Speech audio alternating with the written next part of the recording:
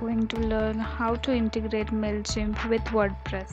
Click on the Mailchimp for WP, then click on Mailchimp, and here you will see our Mailchimp account is not connected with our WordPress.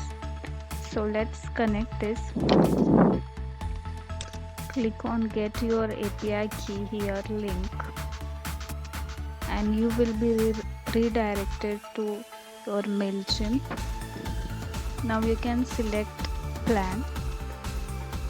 Here I am selecting free plan.